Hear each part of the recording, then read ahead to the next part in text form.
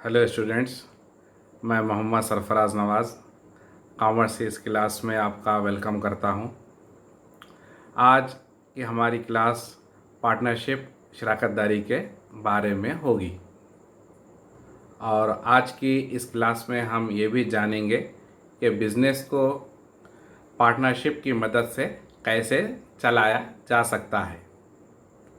आपने ये नाम तो कई बार सुना होगा कि पार्टनर किसे कहते हैं, पार्टनर का क्या मतलब होता है। तो चलिए शुरू करते हैं। पार्टनरशिप शराकतदारी। पार्टनरशिप का मतलब किसी भी बिजनेस में दो या दो से ज़्यादा लोग, कितने लोग? दो या दो से ज़्यादा लोग मिलकर पार्टनरशिप करने के लिए तैयार हो जाते हों, राज़ी हो जाते हों, तो उनको क्या कहेंगे? उनको पार्टनरशिप कहेंगे, शराकतदारी कहेंगे। तो पार्टनरशिप के लिए क्या कंडीशन है? पार्टनरशिप के लिए कम से कम दो लोगों का होना ज़रूरी है। मिनिमम दो लोगों का होना ज़रूरी है। पार्टनरशिप एक फॉर्मल अग्रीमेंट होता है और ये अग्रीमेंट किसके दरमियान होगा? ये अग्रीमेंट दो या दो से ज़्यादा लोगों के दरमियान होगा और सभी पार्टनर्स मिलकर काम करते हैं और तमाम पार्टनर्स का बुनियादी मकसद ये होता है कि वो प्रॉफिट कमाएं और जो भी प्रॉफिट आता है उसको पार्टनर्स आपस में बांट लेते हैं, डिस्ट्रीब्यूट कर लेते हैं और अगर नुकसान हो जाए तो उस नुकसान को भी तमाम पार्टनर्स मिलकर आपस में बांट लेते हैं। इंडिया में पार्टनरशिप को लेकर एक एक्ट बनाया गया जिसका नाम इंडियन पार्टनरशिप एक्ट 1932 है और इसी एक्ट की वजह से इंडिया में पार्टनरशिप बिजनेस को कंट्रोल किया जाता है। तो समझ में आया पार्टनरशिप क्या होता है?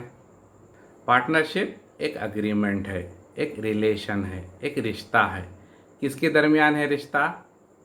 लोगों के दरमियान है जो प्रॉफिट एंड लॉस को बांटने के लिए तैयार हैं।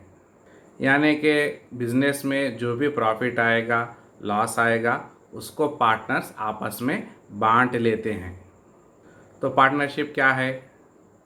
तो पार्टनरशिप दो या दो लोगों से ज़्यादा लोगों के दरमियान किया गया एक एग्रीमेंट है जिसमें वो बिजनेस के नफ़े नुकसान को आपस में बांटने के लिए तैयार हो जाते हैं। अगर कोई एक आदमी है तो क्या हम उसको पार्टनर बोलेंगे? नहीं, हम उसको पार्टनर नहीं बोल सकते।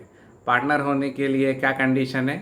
पार्टनर होने के लिए कम से कम दो लोगों का होना ज़रूरी होता है और बैंकिंग सेक्टर में ज़्यादा से ज़्यादा 10 लोग हो सकते हैं और नॉन बैंकिंग सेक्टर में ज़्यादा से ज़्यादा 20 लोग हो सकते हैं।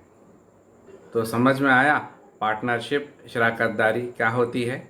ठीक है, तो चलिए अब आगे बढ़ते हैं और जानते हैं इसके खुसूसियात के बारे में, इसके फीचर्स के बारे में। पार्टनरशिप की सबसे पहली खुसूसियत क्या है? सबसे पहली खुसूसियत ये है कि उसमें कम से कम दो लोगों का होना ज़रूरी है। किसमें? पार्टनरशिप में।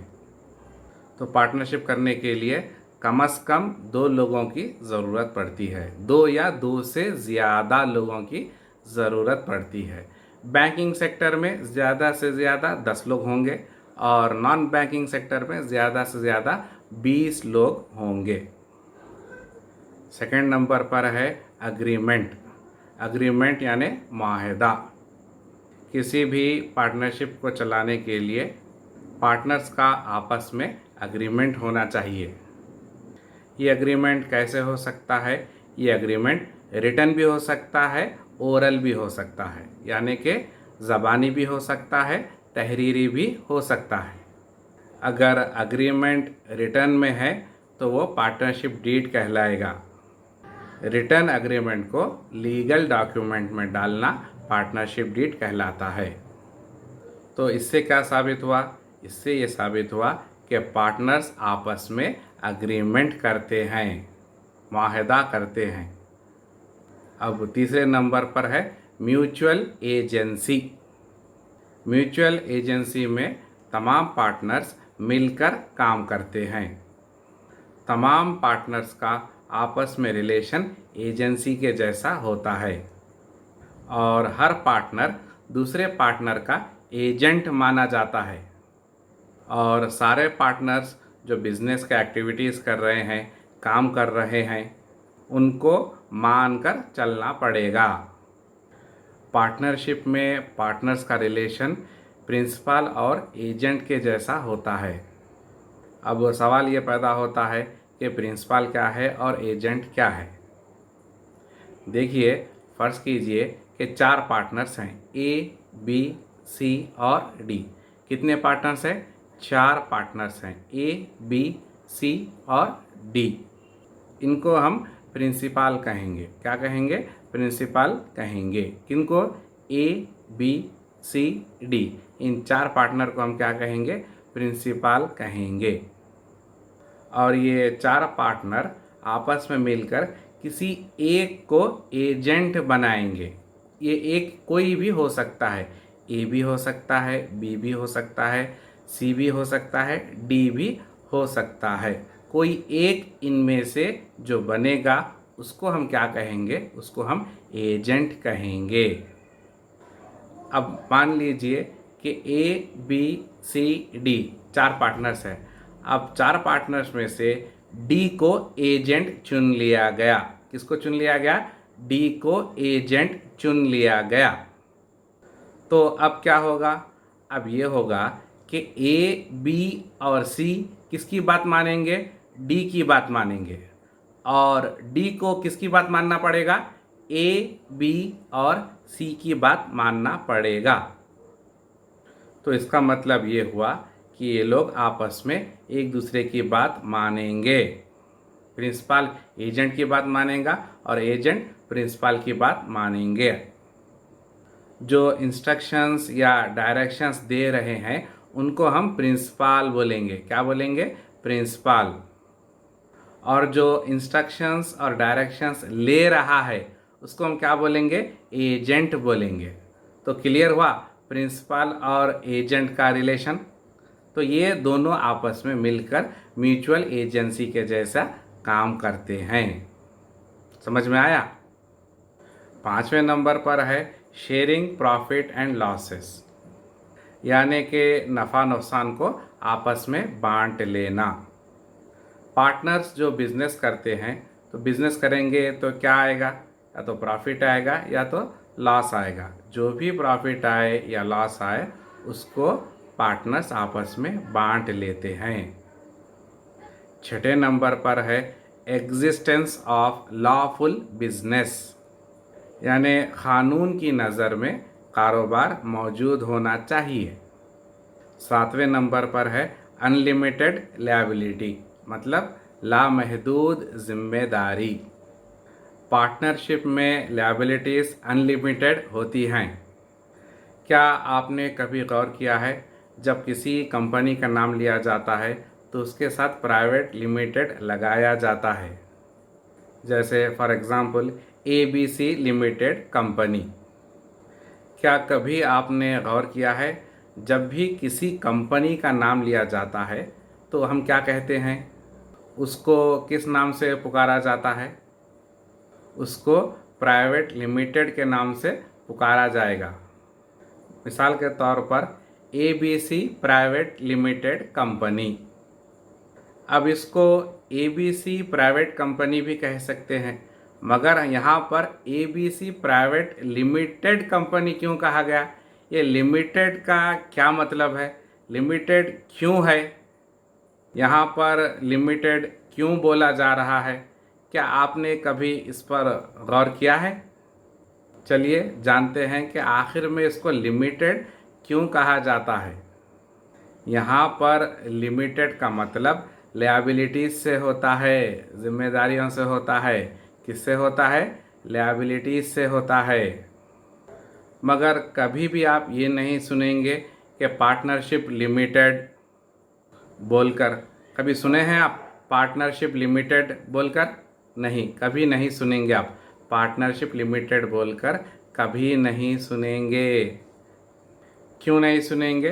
क्योंकि पार्टनरशिप में पार्टनर्स की लायबिलिटीज़ अनलिमिटेड होती हैं। इसीलिए अगर बिजनेस में कुछ लॉसेस हो जाए, नुकसान हो जाए या फिर कर्ज बढ़ जाए, तो पार्टनर्स अपने पर्सनल असेट्स, पर्सनल जायदाद, ज़ाती जायदाद को बेचकर उस नुकसान की भरपाई करेंगे। पार्टनर्स अपने पर्सनल असेट्स को बेचकर कर्ज अदा करेंगे। तो इसका क्या मतलब हुआ? तो इसका मतलब ये हुआ कि पार्टनरशिप में पार्टनर्स की लायबिलिटीज़ अनलिमिटेड होती हैं, उनकी जिम्मेदारियां लामहदूद होती हैं। और इसमें कोई भी पार्टनर ये नहीं कह सकता कि मैंने सिर्फ इतना सरमाया लगाया है और मैं इतने सरमाए के हद तक ही नुकसान की तलाफ़ी का ज़िम्मेदार हूँ। तो समझ में आया अनलिमिटेड लायबिलिटी क्या होती है? फ़र्ज़ कीजिए कि किसी पार्टनरशिप फर्म के लायबिलिटीज़ 2 करोड़ हैं और उसके एसेट्स 1 करोड़ हैं। अगर सीधी सी बात की जाए तो जायदाद 1 करोड़ की है और कर्ज़े 2 करोड़ के हैं। तो अब क्या किया जाएगा? अब 1 करोड़ कहाँ से लाए जाएंगे? कर्ज़ों को तो पे करना पड़ेगा, जबकि कर्ज़े 2 करोड़ के हैं और असेट्स कितने हैं, जायदाद कितनी है? सिर्फ 1 करोड़ की है। तो अब ये 1 करोड़ कहाँ से आएंगे? अब इस 1 करोड़ को पे करने के लिए पार्टनर्स अपने पर्सनल असेट्स बेचेंगे, अपनी ज़ाती जायदादें बेचेंगे। जब तक आउटसाइडर्स की लायबिलिटीज़ पे नहीं की जाएगी, पार्टनर्स सुकून से नहीं बैठते। अगर पार्टनरशिप फर्म के असेट्स नाकाफ़ी हैं, इनसफिशियंट हैं, तो पार्टनर्स को अपने पर्सनल असेट्स, अपने पर्सनल जायदादें बेचनी पड़ेंगी। तो समझ में आया अनलिमिटेड लायबिलिटी क्या होती है? क्लियर हुआ? चलिए आगे बढ़ते हैं।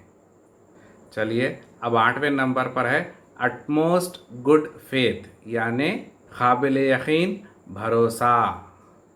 भरोसा किसको होना चाहिए? भरोसा तमाम पार्टनर्स को आपस में एक दूसरे पर होना चाहिए।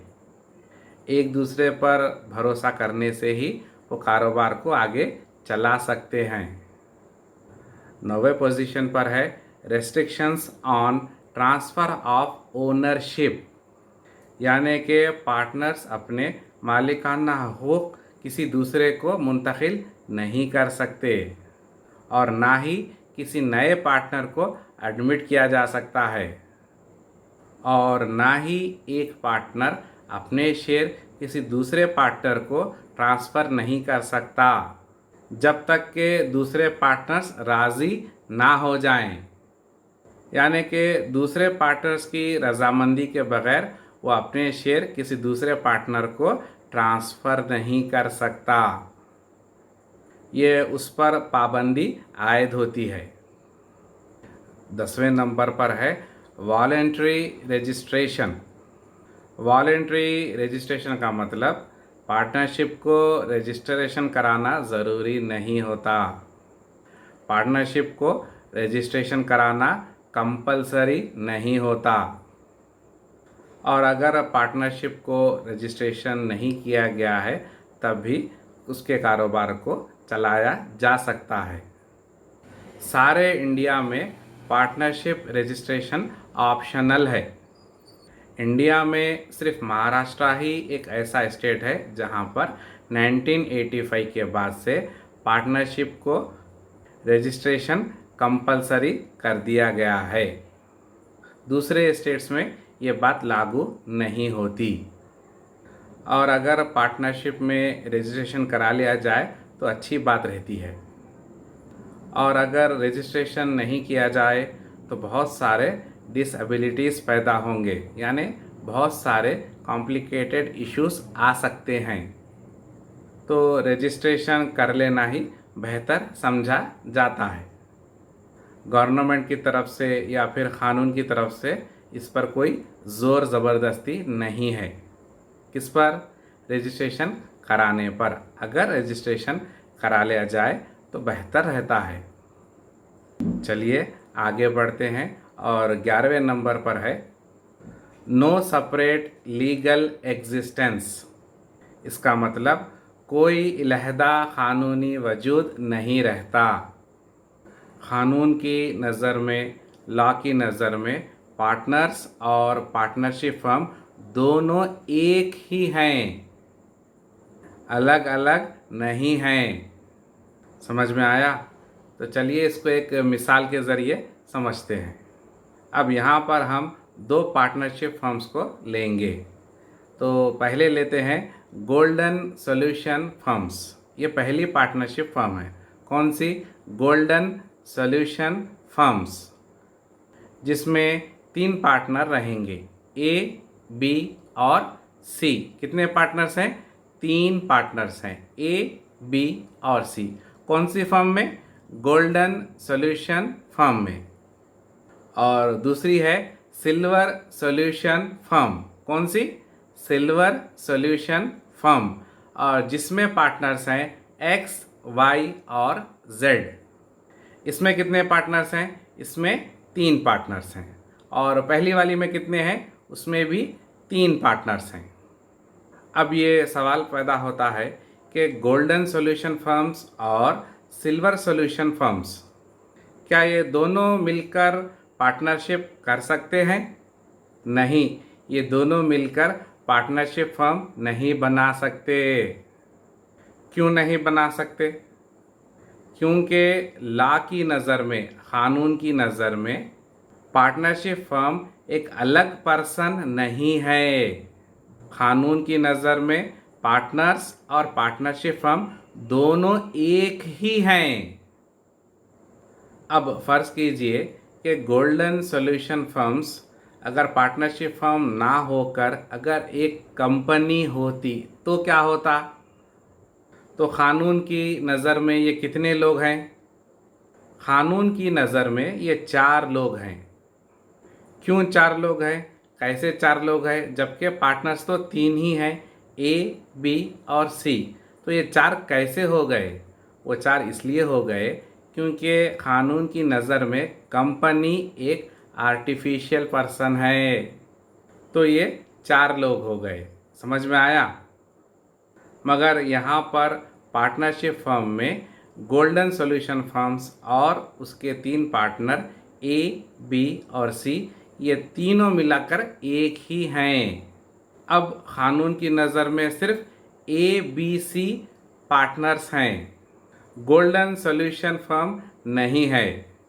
और कानून की नज़र में एक्स, वाई, जेड पार्टनर्स हैं, सिल्वर सॉल्यूशन फर्म नहीं है। क्यों नहीं है?